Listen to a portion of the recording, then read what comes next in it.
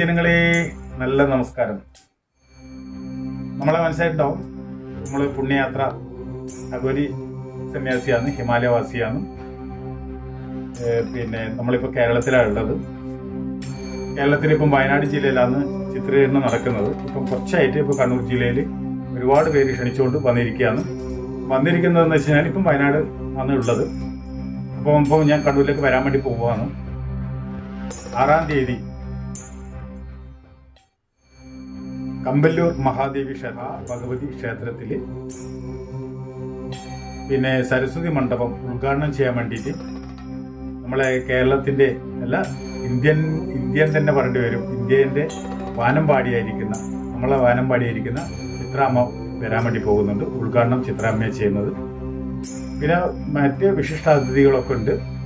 അപ്പോൾ നിങ്ങൾക്ക് കമ്പല്ലൂർ മഹാദേവി ക്ഷേത്രം എന്ന് പറഞ്ഞാൽ സാക്ഷാൽ മൂകാംബിക ദേവി കൊല്ലൂർ എങ്ങനെയാണോ ഉള്ളത് അതേ ശക്തി തന്നെയാണ് അവിടെ ഇരിക്കുന്നത്.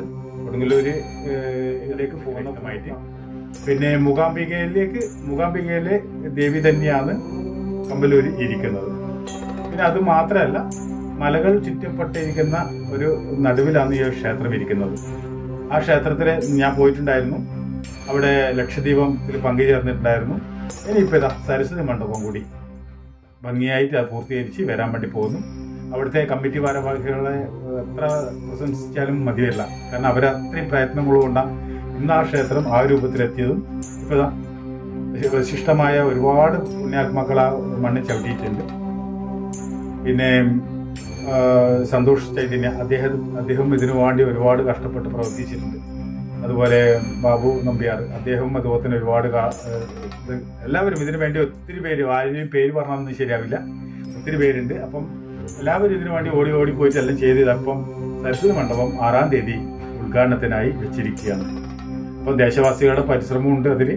നാട്ടുകാരുടെ പരിശ്രമം വളരെയധികം പറഞ്ഞറിയിക്കാൻ പറ്റില്ല എന്നാ പറയാം. അത്രത്തോളം എല്ലാവരും കഷ്ടപ്പെട്ടിട്ടുണ്ട്. അപ്പം ഇങ്ങനെയുള്ള വ്യക്തികൾ ആ ക്ഷേത്രത്തിൽ വരുന്നുണ്ടെങ്കിൽ നിങ്ങൾ ഒരു കാര്യം മനസ്സിലാക്കിക്കോളും, സൂപ്പർ പവർ.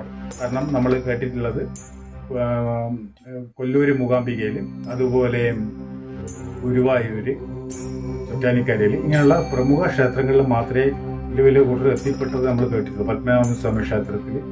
പക്ഷേ അതുപോലെ തന്നെ ഏറ്റവും ശക്തമായ ഒരു ക്ഷേത്രമാണ് കൊല്ലൂര് മൂകാംബിക പോലെ തന്നെ ശക്തിയുള്ള ക്ഷേത്രമാണ് കമ്പല്ലൂര്. 2 അക്ഷരത്തിന്റെ വ്യത്യാസമാണ്. അപ്പം ആ ചെറിയൊരു അക്ഷരത്തിന്റെ വ്യത്യാസം മാത്രമേ ഉള്ളൂ. അത് കൊല്ലൂരാണെങ്കിൽ കൊല്ലൂര് മൂകാംബികയാണെങ്കിൽ ഇത് കമ്പല്ലൂര് ഭഗവതിയാണ് ഇരിക്കുന്നത്. മൂകാംബിക തന്നെയാണ് അവിടെ ഇരിക്കുന്നത്. എല്ലാ ഭക്തജനങ്ങൾക്കും അന്നത്തെ ദിവസം സ്വാഗതം. നല്ല നമസ്കാരം.